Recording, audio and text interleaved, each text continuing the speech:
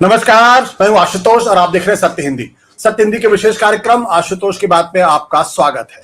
बातचीत शुरू करने के पहले एक छोटी सी अपील। सत्य हिंदी एक कोशिश है ईमानदार, निडर और निर्भीक पत्रकारिता की।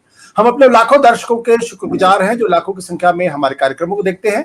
हम उनसे एक और छोटी सी गुजारिश करना चाहते हैं कि आप न केवल हमारे कार्यक्रम देखें बल्कि आप हमारे वीडियोस को बड़ी संख्या में डिस्ट्रीब्यूट करें, सर्कुलेट करें और साथ ही साथ शेयर करें। हमारे लिए बहुत बड़ी मदद होगी और पत्रकारिता के लिए आपका बड़ा योगदान। और अब आज की बातचीत शुरू करते हैं। आज दरअसल हम बातचीत करना चाहते हैं हरियाणा विधानसभा चुनाव को लेकर, जहां 1 अक्टूबर को वोट पड़ने वाले हैं और 4 तारीख को उसके नतीजे आएंगे।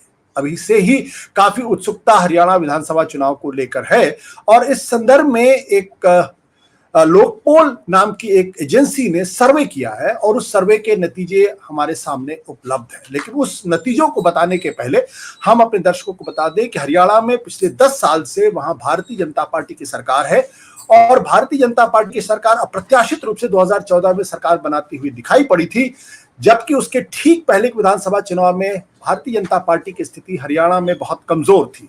लेकिन उसके बाद जब उनकी सरकार बनी तो मनोहर लाल खट्टर मुख्यमंत्री बने और लगातार 10 साल मुख्यमंत्री रहे और चुनाव के ठीक कुछ महीने पहले ही उनकी जगह नए मुख्यमंत्री आए हैं और आज की तारीख में वहां ये कहा जा रहा कि भारतीय जनता पार्टी अपनी जमीन को बचाने के लिए संघर्ष कर रही है। तो उसी के संदर्भ में हम बातचीत करेंगे, लेकिन सबसे पहले आपको बताएं कि लोकपोल का जो सर्वे है उसका डेटा कहता क्या है, किसकी सरकार बनने वाली है। अगर आज की तारीख में अगर चुनाव हो जाए तो हरियाणा में 90 सीटों में से कांग्रेस पार्टी को 58 से 65 सीटें मिलती दिखाई पड़ रही हैं, जबकि भारतीय जनता पार्टी को 20 से 29 और अन्य के खाते में 3 से 5 सीटें जाती दिखाई। अगर ये नतीजे सच साबित होते हैं तो वाकई में कांग्रेस पार्टी के लिए एक बड़ी विजय होगी, लेकिन भारतीय जनता पार्टी के लिए बड़ी पराजय। इसके साथ साथ अगर हम वोट शेयर पर नजर डालें तो हरियाणा के चुनाव सर्वे में यह स्पष्ट हुआ है कि कांग्रेस पार्टी को 46 से 48% वोट मिल रहे हैं, बीजेपी को 35 से 37% वोट मिलते दिखाई पड़ रहे हैं, अन्य के खाते में 7 से 8% वोट मिलते दिखाई पड़ रहे हैं। अगर इन डेटा को अगर हम देखें 2019 में जो विधानसभा के चुनाव हुए थे उसके मद्देनजर अगर बातचीत करें तो बात और स्पष्ट होती है कि कांग्रेस के लिए 2019 का चुनाव एक तरीके से हार का चुनाव था, लेकिन भारतीय जनता पार्टी को स्पष्ट जीत नहीं मिली थी। कांग्रेस पार्टी को 31 सीटों पर जीत हासिल हुई थी, भारतीय जनता पार्टी को 40 सीटें मिली थी, बहुमत से 5 सीटें कम, जेजेपी को 10 और इनेलो को 1, जनहित पार्टी को 1 और स्वतंत्र यानी जो इंडिपेंडेंट कैंडिडेट से उनको 7 सीटें मिली थी। लेकिन जब 2019 में जब वोटों का आंकड़ा देखा गया कितने परसेंट वोट किसको मिले हैं तो कांग्रेस को 28.08% वोट मिले थे, बहुत कम था। बीजेपी से 8 कम 36.49% वोट बीजेपी को मिले थे और जेजेपी को 14.80।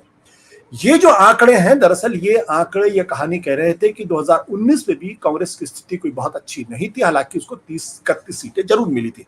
लेकिन 2024 में जब लोकसभा का चुनाव हुआ तब कांग्रेस को 5 सीटें मिली और बीजेपी को भी 5 सीटें मिली और कांग्रेस और आम आदमी पार्टी का गठबंधन था तो 47.61% यानी लगभग 19% का वोट शेयर का जंप था और बीजेपी को 46.11 यानी उनके अगर वोटों में भी देखें तो उसमें भी करीब 10% वोटों का जंप दिखाई पड़ता है। लेकिन कांग्रेस में गठबंधन के साथ 19% का जंप दिखाई पड़ा जो महत्वपूर्ण था। और आज की तारीख में अगर हम देखें तो 5-5 लोकसभा की सीटें बीजेपी और कांग्रेस के बीच में बटी हुई हैं।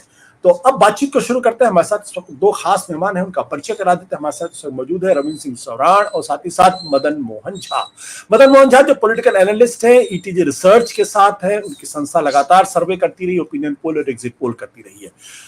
सबसे पहले मैं मदन जी आपसे ही बात कर लेता हूं। आप अभी हरियाणा का दौरा करके गए हैं, आपने सर्वे किया है, ये जो लोकपोल का के डेटा दिखाई पड़ रहे हैं इससे आप कितना इत्तेफाक रखते हैं मदन जी? मैं डेटा पे तो नहीं बोलूंगा, लेकिन मैं ये बात करना चाहूंगा जो जिस तरीके से आप देखिएगा जो जातिगत जो समीकरण है वहां पे, जो आप जाट जो है लगभग वहां पे जाट समाज लगभग 26% के आसपास है, एससी समाज लगभग 20% के आसपास है और जो भी जैसे मुस्लिम समाज जो है वो 5% के आसपास है। ये तीनों समाज जो है सो आपको कांग्रेस की तरफ झुकता हुआ दिख रहा है इस बार। और इसके पीछे आप देखिएगा 2009 का जो चुनाव था, 2014 और 2019 में जो है बीजेपी सरकार में आई, लेकिन ये चुनाव मुझे 2009 का चुनाव लग रहा है क्योंकि इस बार जो है चुनाव बाइपोलर है। 2019 में जो है जेजेपी थी, आईएनएलडी थी, लेकिन इस बार आप देखिएगा जो ग्राउंड पे जो है आईएनएलडी का जो प्रभाव है वो जेजेपी से ज्यादा है। लेकिन आईएनएलडी जो भी है वो भी यमुनानगर, एलनाबाद और दबावली को छोड़ के उनका प्रभाव और कहीं पे नहीं दिख रहा है। और कांग्रेस का आप ओवरऑल देखिएगा तो जाट समाज में जो है सो एक ऐसा है जो लोग खुल के बोल रहे हैं जो हम कांग्रेस को इस बार वोट करेंगे।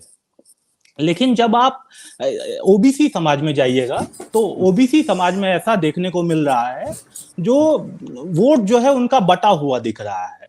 उनमें अगर आप 40 से 50 या उससे ऊपर के उम्र में बीजेपी की तरफ ज्यादा वोट है, लेकिन जब आप युवा वर्ग की ओर आइएगा तो वो दीपेंद्र हुड्डा को लेके एक्साइटेड हैं और उनके पक्ष में मतदान करने के बारे में अपनी बात कह रहे हैं। कांग्रेस को लेके क्यों एक्साइटमेंट दिखाई पड़ रहा है? क्या बीजेपी से निराशा ज्यादा है या फिर कांग्रेस के प्रति आकर्षण ज्यादा है? मैं इसे बीजेपी के प्रति थोड़ी सी निराशा बोलूंगा, और इसका एक स्वाभाविक फैक्टर है जो 10 साल से बीजेपी वहां पे सरकार में है। तो जो पिछले मुख्यमंत्री थे मनोहर लाल जी, उनके प्रति बहुत ज्यादा एंटी इनकम्बेंसी थी, उसको बीजेपी ने थोड़ा सा कम किया है सैनी जी को लाके, लेकिन वो इतना कम नहीं हुआ है जो वो ज्यादा इफेक्टिव है। आप कितनी कॉन्स्टिट्यूएंसी में घूम कर आए? आप पूरे हरियाणा में घूम के आए, 90 कॉन्स्टिट्यूएंसी, कितनी कॉन्स्टिट्यूएंसी में आपने घूमा है? मैं लगभग अभी तक 30 से 35 कॉन्स्टिट्यूएंसी में घूम चुका हूं। तो लोगों को आपने बीजेपी के बारे में क्या कहते हुए सुना? बीजेपी के पक्ष में जो है ओबीसी समाज आपको बोलते हुए दिखेंगे, लेकिन आप जब जाट समाज की तरफ जाइएगा तो जाट समाज जो है खुलकर कांग्रेस के पक्ष में बोल रहे हैं, और ये लगभग 70 से 75% लोग हैं जो कांग्रेस को वोट करने की बात कह रहे हैं। और ओबीसी में जब आप बात कीजिएगा युवा वर्ग से तो वो बेरोजगारी बहुत बड़ा मुद्दा है इस बार हरियाणा में। और बेरोजगारी और महंगाई ये सबसे बड़ा मुद्दा है कांग्रेस इस बार के हरियाणा के विधानसभा चुनाव में। भारतीय जनता पार्टी की पूरी इमेज को लेकर क्या बात की जा रही है वहां पे?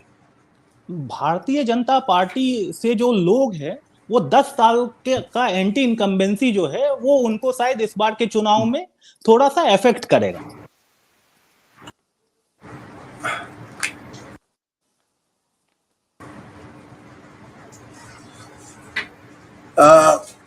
आपको मेरी आवाज आ रही मदन जी? हाँ जी सर। हाँ, तो रविंद्र, ये जो आंकड़े इस बार दिखाई पड़ रहे हैं, आपसे तो कई बार बातचीत हुई है, इन लोकपाल पोल के आंकड़ों से आप कितना सहमत हैं? क्योंकि ये तो एक तरीके से लैंडस्लाइड दिखा रहा है कि भारतीय जनता पार्टी की स्थिति बहुत ही खराब होने वाली है, और 25 का भी अगर विधायक जीत ले तो बहुत बड़ी बात होगी। और कांग्रेस के बारे में तो 65 तक सीटों के बारे में बातचीत हो रही। अनम्यूट करें अपने को, अनम्यूट करें। माफ कीजिएगा, नमस्कार जी। देखिए, बिल्कुल ये जो लोक पोल का सर्वे है ये बिल्कुल जमीनी हकीकत को छूता हुआ सर्वे, और आज जो जमीन पर स्थिति है, जैसे मदन भाई ने जो बात कही है, मैं उन्हीं में थोड़ा सा आगे बढ़ाता हूँ। इन्होंने जैसे ओबीसी समाज की बात की, ओबीसी जो फ्रैक्चर्ड है, अगर ओबीसी समाज फ्रैक्चर्ड है तो अपने आप में बीजेपी अगर किसी तरीके से थोड़ी बहुत सम्मानजनक हार की तरफ बढ़ रही थी, उसमें भी सेम रहती है। और शायद जो दक्षिणी हरियाणा का इलाका है जिसमें एक बड़ा सेगमेंट जो है वो अहिरवाल का है, जिसमें अहिरों की संख्या ज्यादा है, उस क्षेत्र में लोग बहुत इस बात से नाराज हैं कि उनके जो सबसे बड़े नेता राव इंद्रजीत सिंह हैं वो बहुत खफा उसे वो रहे हैं। चाहे वो मंत्री हैं लेकिन बावजूद उसके उनकी सरकार में बहुत ज्यादा भागीदारी नहीं रही, उनकी सरकार में ज्यादा चली नहीं, और वो अपनी बेकदरी को लेकर यदा कदा अलग अलग मंचों से अपनी स्टेटमेंट्स भी इस बारे में देते रहे। और जैसा 70 से 75% जाटों की बात की है, वो बिल्कुल सही बात है। जाट समाज इस बार एकमुश्त हो गया है, और उसका बड़ा कारण यही है कि इलेक्शन जो है बाइपोलर है। शायद मदन जी कहते हैं कि ये चुनाव 2004 के जैसा है, ये बिल्कुल 2004 के जैसा चुनाव है जब कांग्रेस पार्टी 67 सीट्स लेके आई थी और आईएनएलडी जो सबसे बड़ी पार्टी उस वक्त थी उसको 9 सीट पर समेट दिया था। ये केवल ये उसी दिशा में बढ़ता हुआ चुनाव दिख रहा है, बिल्कुल बाइपोलर इलेक्शन है। और शहरी और मूल रूप से जो वोटर बीजेपी का शहरी वोटर होता है, इस बार उस वोट में भी कहीं ना कहीं सेंध लगती हुई दिख रही है। उसका रीजन सबसे बड़ा यह है कि बीजेपी की जो टैक्सेशन को लेकर पॉलिसीज रही हैं, उन्होंने जिस तरह से पॉलिसी बनाई, आशुतोष जी, ये मिस गवर्नेंस का काम है। सबसे ज्यादा लोगों की नाराजगी जो है वो मिस गवर्नेंस को लेकर है। बीजेपी ने अगर टैक्स के संबंधित एक पॉलिसी बनाई कि इस प्रोडक्ट पे आपको इतना टैक्स देना है, जीएसटी देनी है, तो उसी पे एक इनकम टैक्स से जुड़ा हुआ मामला भी आ गया, जिसकी वजह से ग्रामीण ये जो कारोबारी लोग थे, उन्होंने जब उसके फीडबैक के लिए सरकार से बातचीत करने की कोशिश की तो सरकार की तरफ से उसका रिड्रेसल नहीं मिला। उन्होंने लोकल एमएलए से बात की, लोकल एमएलए ने हाथ खड़े कर दिए, मेरी चलती नहीं है। मंत्री ने कहा कि ये तो चीफ मिनिस्टर कर सकते हैं। चीफ मिनिस्टर अवेलेबल नहीं है, पूरा कंट्रोल ब्यूरोक्रेसी कर रहा था, और रिड्रेसल का जो इशू था वो सबसे बड़ा मसला रहा। कंप्लेंट सुनने वाला कोई नहीं रहा। पॉलिसीज बीजेपी ने चलाई, लेकिन पॉलिसीज में जो प्रॉब्लम्स आई, जो कमी आई, उनको सुधारने के लिए कोई रास्ता नहीं बना। यही समस्या बेरोजगारों के साथ हुई। अब एक मिनट लूंगा मैं आपका। सीईटी का उन्होंने एक एग्जाम शुरू किया, कॉमन एलिजिबिलिटी टेस्ट, जो सी और डी ग्रेड की नौकरियों के लिए। वो उनका प्लानिंग थी कि साल में हर साल होगा, ये एक बार होगा, लेकिन वो एक बार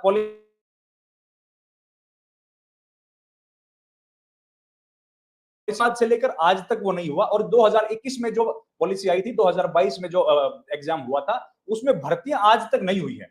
उस फॉर्म को भरने वाले बच्चों की संख्या 12 लाख थी। देखिए 12 लाख की जो संख्या थी, वो आज भी इंतजार कर रही है कि उनको नौकरी मिल जाए। तो और वो संख्या जाहिर है अगले 3-4 साल में बढ़ी है। तो इस तरीके से कई सारी प्रॉब्लम्स हैं। पॉलिसी जरूर आई, लेकिन मिस गवर्नेंस के चलते उनको हैंडल करने में बीजेपी जो है वो ठीक तरीके से काम नहीं कर पाई।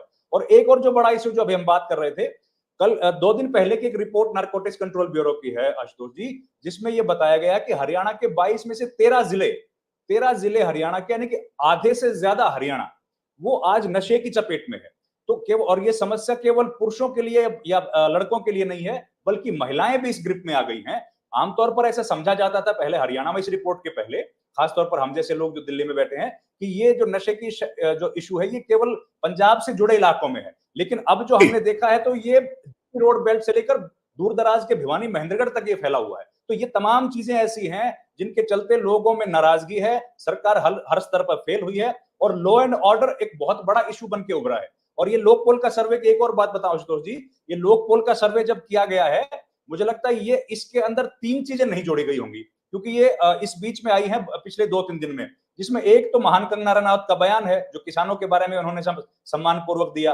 दूसरा, ईडी की जो रेड पड़ी है, ईडी का जो अटैच की है प्रॉपर्टी, जिसमें ना चाहते हुए, जरूरत के बिना हुड्डा का नाम लिया गया है। हुड्डा का उस मामले में ना इन्वॉल्वमेंट है, लेकिन एफआईआर में नाम उन्होंने 2 साल मामले के शुरू होने के बाद दर्ज कर लिया था। और तीसरा, अभी रोहतक में कल जो एक पूर्व मंत्री है मनीष ग्रोवर, उन्होंने एक ब्यूरोक्रेट एसपी को धमकाते हुए कहा है कि 1 महीने बाद जब सरकार बदलेगी तो हम लोग आपको देख लेंगे। तो इस तरह की चीजें अभी फैक्टर इन, मुझे लगता है, उस लोक पोल के सर्वे में नहीं हुई होंगी। अगर ये भी जोड़ ली जाएंगी तो हालात, मुझे लगता है, बीजेपी के लिए और खराब होंगे। बिल्कुल।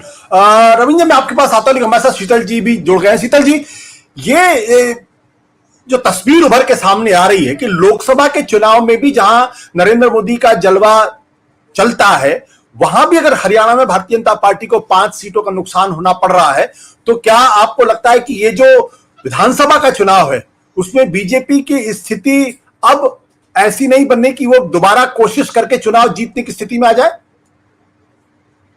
नहीं, जो वहां से तथ्य आ रहे हैं, लोक पोल के अलावा भी अन्य 1-2 जगहों से आए हैं, सिवाय उनको छोड़ के जो टेलीविजन चैनलों के लिए मनमानी रिजल्ट पेश करते हैं, मैं कहूंगा, उसमें ये सच्चाई है। वहां जट सिख, जाट और दलित और माइनॉरिटी, मुस्लिम्स पर्टिकुलरली, इसमें कंसोलिडेशन कांग्रेस के पक्ष में है, जबरदस्त है।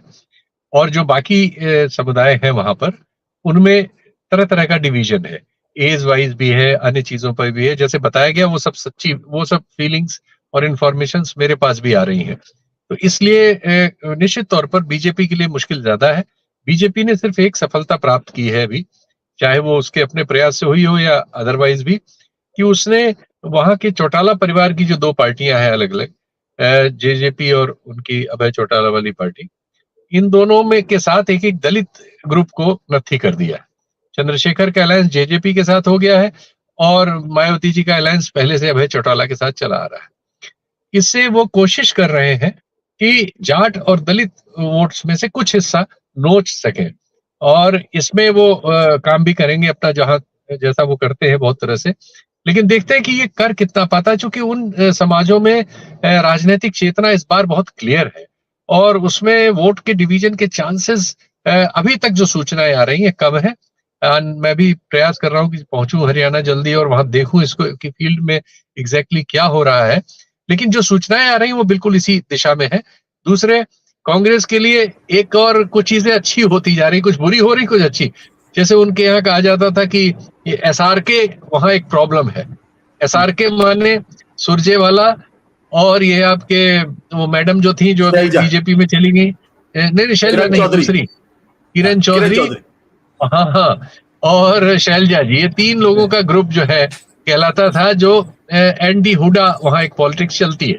और मुझे तो ये बताया जा रहा है कि वहां जो शैलजा जी के पोस्टर लगते हैं, इसको भी बीजेपी स्पॉन्सर करती है या कर रही है कि वो बात वहां पे इशू बने उसका। तो ये सब होता रहता है। ये एक ग्रुप था, उसमें से किरण चौधरी चली आई है। अब उसका असर उनके इलाके भिवानी वगैरह में कितना है, ये फील्ड में हम लोग जाके देखेंगे कि उनके इस आने से उनकी कम्युनिटी में कितनी सीटों पर कितना असर होगा। ये सब अभी देखना है मुझे। लेकिन इससे हुड्डा जी की समस्या कुछ सॉल्व हुई है कि जो दूसरा कैंप था उसमें कम से कम 3 में से 1 खिलाड़ी तो वैसे ही बीजेपी की तरफ आ गया। तो ये है, कुल मिला के चीजें हुड्डा जी के पक्ष में जा रही हैं और उस तरह से कांग्रेस के पक्ष में भी जा रही हैं। देखिए, महंगाई बेरोजगारी की वजह से बट देश भर में डिस्कंटेंट है। जी, शीतल जी, एक मैं सवाल है कि ये बार बार कांग्रेस पार्टी के बारे में कहा जाता है कि वो जीत की मान से हार निकाल के चली आती है। मतलब ये डर या आशंका लोगों के मन में हमेशा बनी रहती है, जैसा कि आपने उत्तराखंड के अंदर देखा, पंजाब के अंदर देखा, गोवा में देखा कि आप जीतता हुआ चुनाव हार जाते हैं। और पिछले दिनों इस तरीके की आशंकाएं हरियाणा को लेकर भी जताई जा रही कि जहां आप अचानक आप देखते हैं 2 कैंप की यात्राएं निकल रही हैं। एक तरफ शैलजा का गुट है जिसके साथ रणदीप सुरजेवाला है, दूसरी तरफ भूपिंदर हुड्डा है, उनका बेटा दीपेंद्र हुड्डा है। तो क्या ऐसी कोई आशंका भी वहां पे है, संभावना है? आप क्या लग रहा है कि इस बार क्लियर कट चुनाव होगा? आपकी आशंका एकदम जायज है, लेकिन दूसरे सैंपल भी हमारे सामने है कि DK शिव कुमार और सिद्धारमैया के 2 गुट थे, लेकिन दोनों साथ मिलकर लड़े और चुनाव भी जीते। तेलंगाना में तो कई गुट थे, लेकिन नया आदमी पर प्रयोग किया और वहां भी जीत गए। तो दोनों चीजें हैं, हार की भी इनकी रिकॉर्ड्स है और जीत के भी रिकॉर्ड है। और देखिए, वहां जीत गए थे हिमाचल प्रदेश में। तो इस समय हरियाणा का जो माहौल है वो उत्तराखंड के या पंजाब के माहौल से अलग है। और चूंकि जहां जनता खड़ी हो जाती है, हरियाणा में दरअसल जनता खड़ी हो गई है और वो जनता इस बार बीजेपी से निराश है। महंगाई बेरोजगारी से निराशा बहुत ज्यादा है, नौजवानों में बहुत ज्यादा है। और वो मतदान में लोकसभा में भी नजर आई थी। और अभी वो माहौल में बदलाव नहीं हुआ, बल्कि ऐसा कुछ बीजेपी ने या केंद्र ने नहीं किया है कि उसमें कोई परिवर्तन हुआ हो या उन बातों में कोई परिवर्तन हुआ हो जो महंगाई और बेरोजगारी की जनक है। इसलिए मुझे ये नहीं लगता कि बीजेपी के पक्ष में कोई चीज घटने वाली है, उसके खिलाफ होने के ही कारक ज्यादा नजर आते हैं। बिल्कुल। रमन जी, एक सवाल यहां पे है कि जब लोकसभा का चुनाव हुआ तो कांग्रेस गठबंधन यानी कांग्रेस पार्टी और आम आदमी पार्टी और बीजेपी गठबंधन, इन दोनों का वोट शेयर लगभग बराबर है। कांग्रेस को थोड़ा सहज है, 47.61% है, और बीजेपी गठबंधन को 46.11, यानी आप कह सकते हैं तकरीबन 1.5% का गैप है। ऐसे में क्यों मान लिया जाए कि विधानसभा के चुनाव में भारतीय जनता पार्टी की स्थिति खराब होगी? अनम्यूट करें। सही बात बोली। एक तो आम आदमी पार्टी के साथ अलायंस था, तो कांग्रेस पार्टी 1 सीट कम पे लड़ी, है ना। अगर कांग्रेस पार्टी उस पे लड़ती तो मुझे लगता है जीत भी हासिल होती, क्योंकि आम आदमी पार्टी का ज्यादा होल्ड उस इलाके में कहीं पे भी नहीं है पूरे हरियाणा में। और आपने सही कहा कि बीजेपी का क्यों माना जाए। देखिए, बीजेपी की स्थिति जो लोकसभा चुनाव में हो गई थी, उसका एक सबसे बड़ा कारण आज भी मोदी रहे। और एक दूसरी बात, जो सेंट्रल इलेक्शन था, लोकसभा का चुनाव था, उसमें कई सारे ऐसे इश्यूज बीजेपी रेज कर पाने में कामयाब रही जो कि प्रधानमंत्री मोदी से जुड़े थे या फिर इंटरनेशनल अफेयर्स के साथ उनका डायरेक्ट ताल्लुक था। और उनकी एक छवि हरियाणा में रही है, उनकी एक छवि हरियाणा में हमेशा से रही है। और प्रधानमंत्री नरेंद्र मोदी के प्रशंसकों की संख्या यहाँ पर बिल्कुल बनी रही है। आज भी कई सारे लोग ऐसे हैं जो उनको आइडियलाइज करते हैं या उनके कहने पर उनके विचार के साथ जुड़े हुए।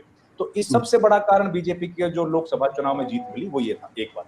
दूसरा, बीजेपी को जो 3 उम्मीदवार थे 5 में से, वो 10 में से 6 और 5 में से 3 जो जीते हैं वो कांग्रेस पार्टी से आए थे। नवीन जिंदल हो, चाहे राविंदरजीत हो और धर्मवीर हो, तो इन लोगों का एक अपना अच्छा खासा वोट बैंक इनका होल्ड भी रहा है, क्योंकि काफी दिन से उस इलाके को रिप्रेजेंट करते रहे, तो उसका लाभ भी बीजेपी को मिला। और तीसरा, जो मनोहर लाल खट्टर को उन्होंने वहां से निकाल लिया, तो उसका बेनिफिट भी बीजेपी को मिला। अब क्योंकि विधानसभा का चुनाव है, प्रधानमंत्री तो एक किस्म से इस इलाके को छोड़ चुके हैं, लोकसभा चुनाव के बाद एक बार भी हरियाणा में नहीं आए।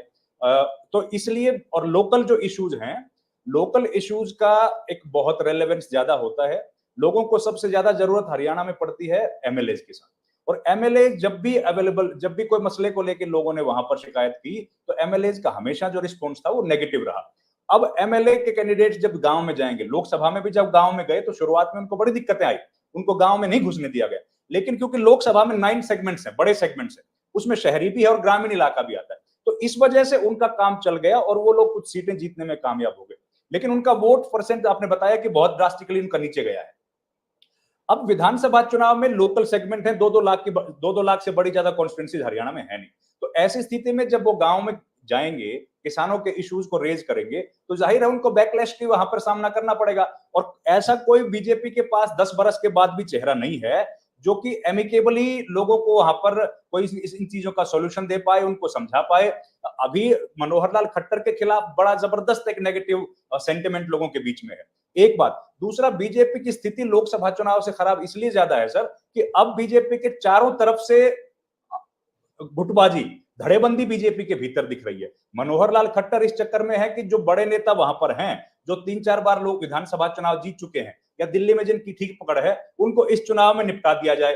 हारने की स्थिति में तो बीजेपी है ही, लेकिन उनको खत्म कर दिया जाए। और जो बड़े नेता हैं, राव इंद्रजीत जैसे जो कांग्रेस पार्टी से आए हैं, उनके परिवार के लोगों को टिकट ना दिया जाए तो वो पीढ़ी वहां पर खत्म हो जाएगी। तो आपसी जो धड़ेबंदी गुटबाजी है, ये बीजेपी को बड़ा नुकसान पहुंचा रही है। कांग्रेस पार्टी का, जैसे शीतल जी ने बात की, मैं उसी बात को बस थोड़ा सा एक लाइन जोड़ देता हूं कि कांग्रेस की गुटबाजी जरूर है सर, लेकिन ये कांग्रेस की गुटबाजी टेक्निकली आप इसको देखेंगे तो कहीं ना कहीं कांग्रेस को इसका बेनिफिट हो रहा है। अगर शैलजा को आगे नहीं करेंगे तो इतना आसान कांग्रेस के लिए नहीं होगा दलित वोटों का अपनी तरफ कंसोलिडेट कर पाना। अगर राव अजय सिंह यादव भूपेंद्र हुड्डा के खिलाफ, जो कि एक जाट नेता हैं, अगर उनके खिलाफ अपने इलाके में नहीं बोलेंगे तो यादव समाज उनके साथ नहीं जुड़ेगा। और यही दिक्कत, इसी वजह से रणदीप सुरजेवाला जो है वो आजकल देखिए बिल्कुल खामोश हैं, उनकी तरफ से कोई स्टेटमेंट्स नहीं आ रही है। जो मुख्य धड़े बन गए हैं वो दलित नेता का और एक जाट नेता का बन गया है। राव अजय सिंह यादव अपने इलाके में हुड्डा के खिलाफ बयानबाजी करते रहते। तो ये जो पूरा जिस तरह का धड़ेबंदी का ये जो जाल बुना गया है, मुझे ये भी कहीं ना कहीं कांग्रेस को फायदा पहुंचाता हुआ दिख रहा है। और शैलजा अगर 2011 की जनसंख्या के हिसाब से 20.9% हरियाणा में दलित समाज है, उसको अगर रिप्रेजेंट करती हैं, अपने साथ एक बड़ी लेगेसी वो लेके आती हैं, और आज की तारीख में दोनों पॉलिटिकल पार्टीज में दलितों की सबसे बड़ी नेता है। ठीक उसी तरीके से हरियाणा में जाटों के सबसे बड़े नेता दोनों पॉलिटिकल पार्टीज में आज हुड्डा है। तो दो नेता दो अलग अलग जातियों को या दो अलग अलग सेगमेंट्स को अगर रिप्रेजेंट करते हैं, जाहिर है उसका बेनिफिट कांग्रेस पार्टी को होगा। और यही फायदा बीजेपी ने उठाया था 2014 में, जब अहिरवाल में जाते थे तो उन्होंने राव इंद्रजीत को मुख्यमंत्री प्रोजेक्ट किया, जब वो हिसार में जाते थे तो अभिमन्यु को मुख्यमंत्री बताया, जब रोहतक में जाते थे तो ओम प्रकाश धनखड़ को बताया, जब वो अंबाला जाते थे तो अनिल विज को मुख्यमंत्री बनाया, और करनाल जाते थे तो मनोहर लाल खट्टर को बताया। तो अलग अलग सेगमेंट्स को उन्होंने अपनी तरफ कैटर करने के लिए जो काम किया था, उसी तरीके से कांग्रेस पार्टी इस बार कर रही है। और अलग अलग जो सेगमेंट्स हैं, जातियां हैं, उनके नेताओं को बड़ा बना के और उनको मुख्यमंत्री का चेहरा बना रही है। बिल्कुल, बहुत बहुत शुक्रिया रविंद्र जी हमारे साथ जुड़ने के लिए। लेकिन मदन जी और शीतल जी हमारे साथ जुड़े हुए हैं। शीतल जी आपको जोड़ना चाह रहे हैं, प्लीज।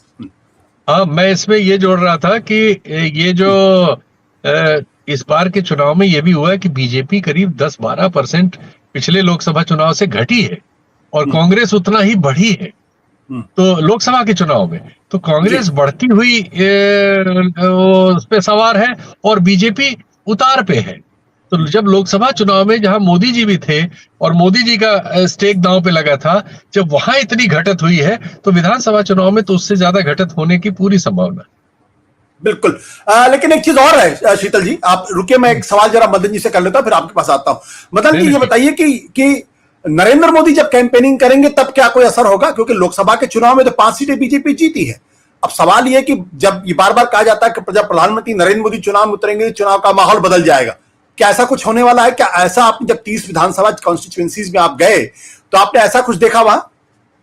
देखिए, नरेंद्र मोदी आज भी एक रेलेवेंट नेता है पूरे भारत में, ये सर्वमान्य है।